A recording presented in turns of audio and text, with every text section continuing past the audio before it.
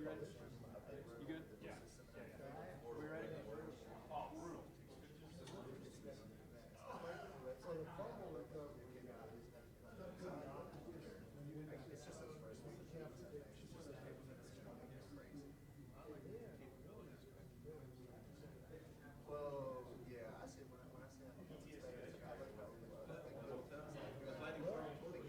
right, guys, we're going to go ahead and get started with Coach Thompson. Thanks, Derek. Once again, excited to be 7-0 for sure. It certainly was a tough football game for us. I thought our team stuck together, played their hearts out. I thought we had a great defensive effort. Offense kind of got the job done when they needed to get the job done, but it certainly wasn't all day long. We had great fan support. We had a lot of our alumni and fans were there. It was certainly a difficult environment to play, especially being their homecoming. But I thought we matched their fan base with our fan base and did a great job. And I felt it really in overtime, especially the fans were really behind us.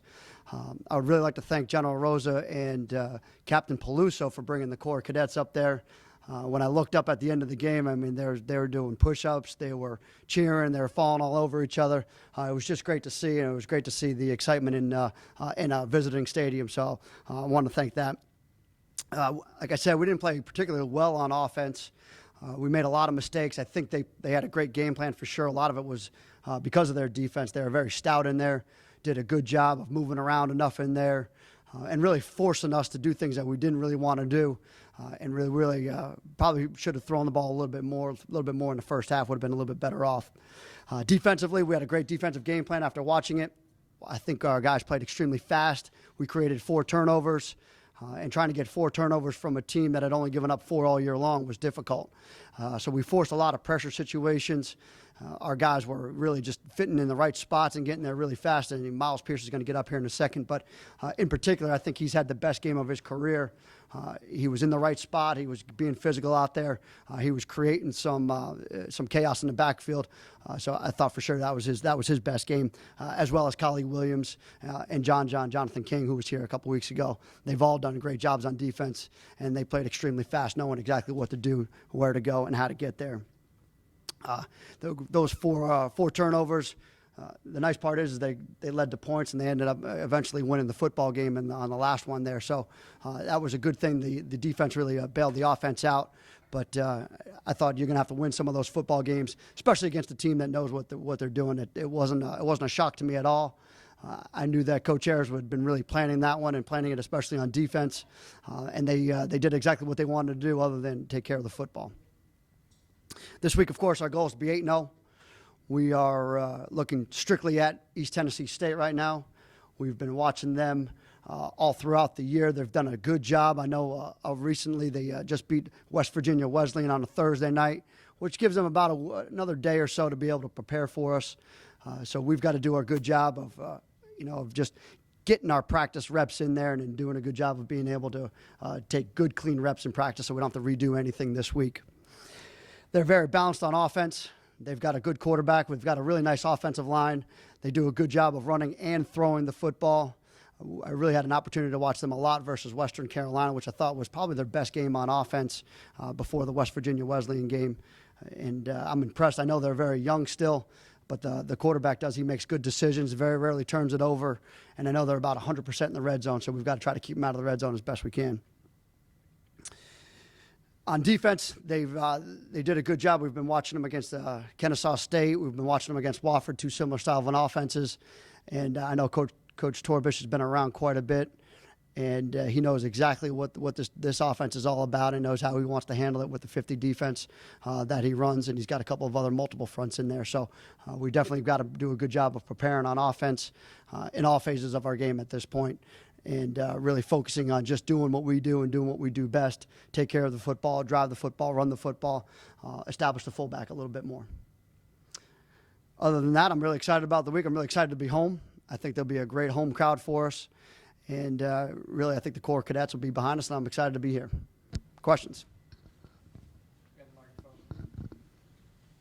What sort of adjustments or things you're working on offense just to kind of get back in sync? Mostly just playing faster. I thought we played more hesitant. I didn't think we played fast enough, and I thought our fundamentals were off. We just didn't play with great fundamentals. Our centers and guard blocks could have been a lot better. We could have played a lot faster at the tackle position. Our reads could have been a little bit better at the quarterback position. So all in all, it was a fundamental game over and over and over again, and I take a lot of responsibility for that on offense, being that we just need to work our fundamentals a lot more and just get better at doing what we do and not trying to recreate the wheel against a pretty good Wofford opponent for sure.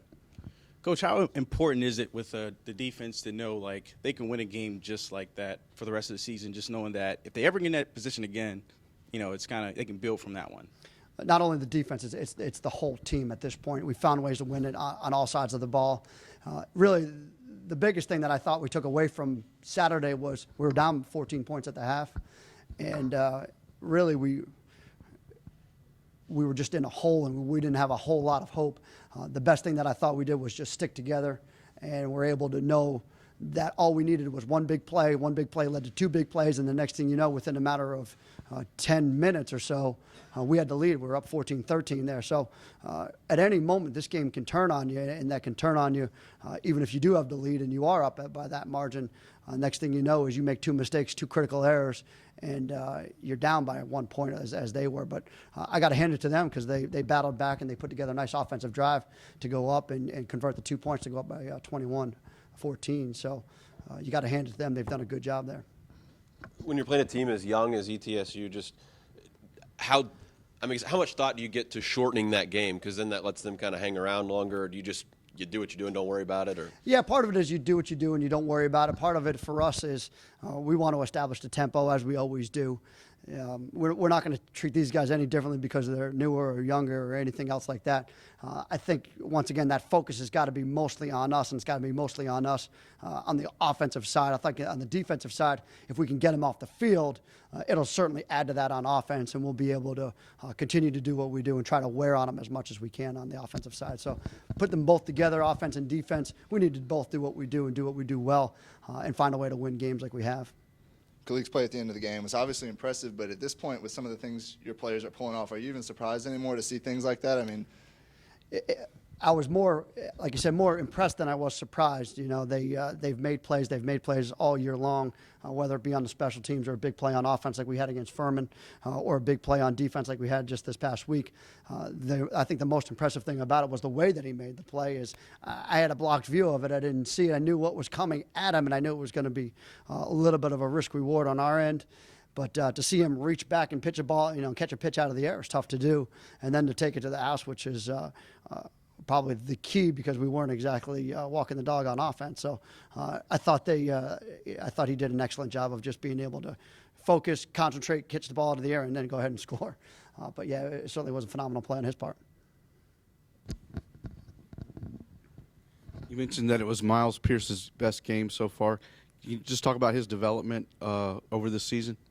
Miles has been a little bit of a spot role player last year and had to step into a role that was left vacant by James Riley, and James Riley was a heck of a linebacker for us. And we thought we were going to take a little bit of a drop-off right there, but Miles being a junior, we expected him to be able to step up and do what he's supposed to do. And I think he's had a good year up until that game. And then this game, you see him finally come out of his shell and play fast and play physical. And watching him, he took some of those running backs off their feet, which just showed how pure powerful he can be at times when he knows what he's doing and he can play downhill. And I'll let him talk a little bit more when he gets up here. But that was the reason why I wanted to bring him here, is because he's stepping up and he's becoming a leader and he's becoming the guy that I think James Riley was for us last year, but he's doing it as a junior. So I'm excited to have him for another year for sure and finish out this year, and I hope he continues to develop. You've talked about the fan support the past few weeks. Is there maybe a heightened sense of excitement as you guys continue to make your way through the season and continue to win? Is there a bigger level of excitement, I guess, maybe than years past from fans, alumni, students, all that? The one thing that I know about the Citadel alums is they're fanatical. And once they start that ball rolling, I think it just starts to run out of control a little bit, and that's awesome for us. And that's what we're trying to create. The fan support is always there, and it's always been there. But now what I think they're starting to do is they're starting to drag other people in with them, and starting to get maybe people that are just Citadel fans and not necessarily alums involved. And that's what we want, and that's how we're going to fill up Johnson Haygood Stadium, is not by just bringing our own fans and our own alums in there and our own core cadets, but it's more about about bringing, hey, the guy down the road that, hey, he's a good football fan. He wants to see, good FCS football, and he's excited about what's going on in Charleston. We've got plenty of people here in Charleston that enjoy football, and they don't have to travel up the road. So that's what we want to do, is we want to create a little bit of an excitement here in town. Coach, Cody Clark has made some big kicks this year. What has he meant to you guys on the field, and how has he fit in the locker room? And he has fit in since day one. There's two things that were always concerning when you bring outside people in, especially into a different situation as we have, is one, he's got to fit into the locker room. Two, he's got to kind of blend in. And he said that when he was here for media day. He said, it's just my job to blend in. But number three, he's got to be accepted amongst all those guys as well. And that's hard for a specialist to do because you're not necessarily involved in all the practicing and all that other stuff. But what he was involved in over the summertime was the lifting. He was involved in all the conditioning, and that's where the guys started to believe in him. Then they loved him. Coach Boucher loves him in the weight room. He works hard. He's an exceptional he's actually a really good athlete as well. As you wouldn't be afraid to go ahead and pitch him the ball out there on some sort of a fake if you had to, because he's that kind of an athlete, and you trust him that much. The good thing is I've never really thought twice about not kicking a field goal because of him.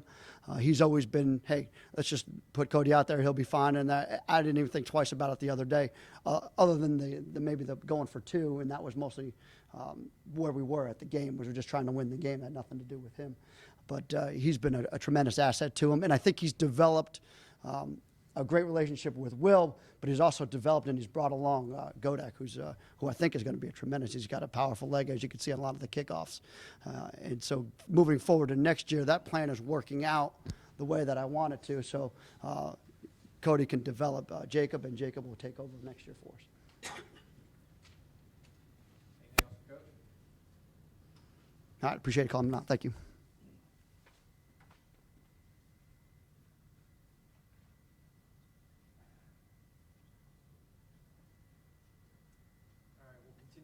Rudder Brown, and we'll just go straight into questions. We've still got the microphone for you.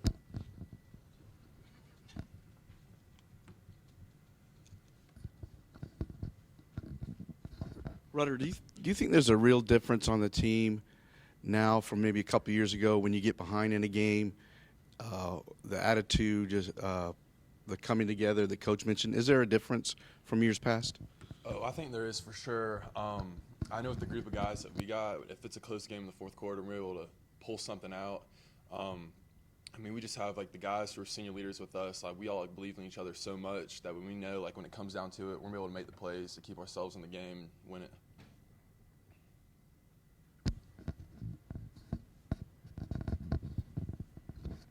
With a game that close and being able to win that, how does that help you the rest of the season if you get in that position again?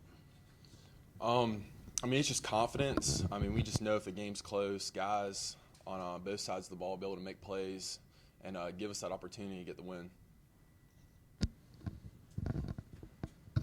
Well, the past few years you've been here, do you notice a heightened sense of excitement with the team this year? You guys, as you continue to go undefeated, do the players notice that, feel that a little bit? Definitely. We just try to take it week by week. Just going 1-0 each week. That's our biggest focus. This week it's ETSU, and our focus is just to go 1-0. Butter, what's it like to play receiver in this offense? You don't count up your catches, I guess. What do you measure yourself by when you play receiver here? Yeah, it's very humbling. My biggest thing is just making sure that I look out for the guys who are getting the ball on the outside, not letting them get any free shots on them or anything like that. So I take a lot of pride and just seeing a big play get broken out because of a block by one of us receivers. It's awesome. It's almost about as gratifying as making a catch, and it's humbling though. It's been. Is there a blocking stat for you guys, or is there something you use to keep track of who's our doing goal well? is to get 10 knockdowns a game. That's what we kind of base it on as a receiving core. It's tough. You get a few opportunities to get some shots on some guys, but once you get the first couple, they start to get aware of it. So it's tough, but that's kind of what we base it off of. It looked like you might have caught one there in overtime. Just talk about that play and what you saw as you tried to get your feet down. How close was it? I was just trying to make a play on the ball and get my leg in, get my foot in. So, it was close, but it is what it is. what's it been like for you transitioning from like Wando's offense in high school to coming here where, like you said, you're blocking all the time? You're a little bit different role. What's it been like as a player for you making that transition? It really wasn't that tough. I mean, I always enjoyed blocking. I mean, catching the ball is nice, but I mean, just blocking and being like a guy that your team can rely on out on the perimeter. I mean, it's a really good feeling. When you're in the huddle and a pass play comes in and it might come your way, what's it like for you? I mean, you must get excited just to hear that play get called and know you got a shot. I mean, it is. I mean, it's exciting just to hear a pass play in our offense. But I mean, it's exciting, of course. I mean, they're few and slim in this offense. So I mean, when the opportunity presents itself, I mean, you got to be ready to go and make a play. So.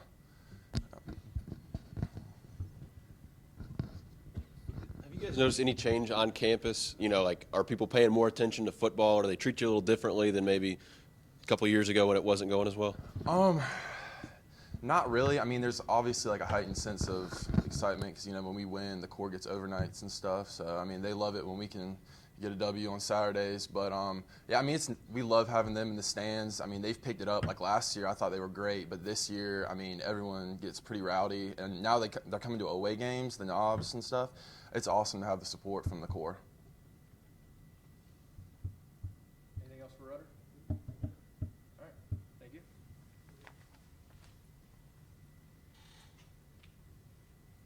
And then we will wrap up with Miles Pierce.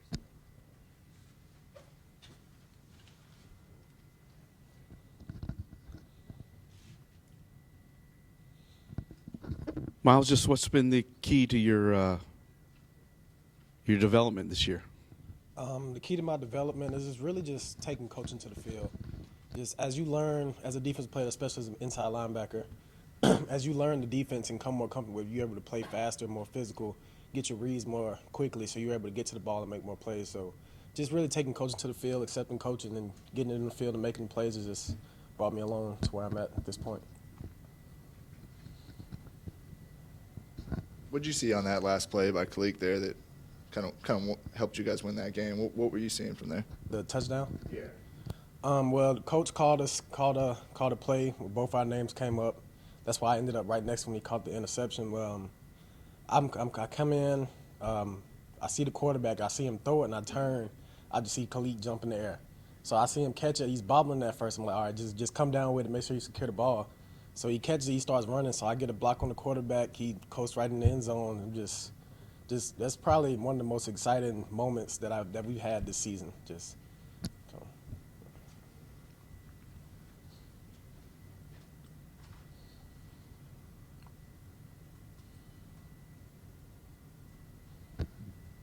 What do you think the keys are to stopping a team like ETSU? Maybe you guys come into this favorite, obviously, but not overlooking it, still playing them, I guess, the same way, the same Citadel football defense you guys have been playing? Yeah, we approach every game exactly the same. Every SoCon game, non-conference game, we prepare for it as if it's going to be our last. We're trying to go 1-0 every week. So we're not going to overlook them at all. They're a great team. They're a conference game.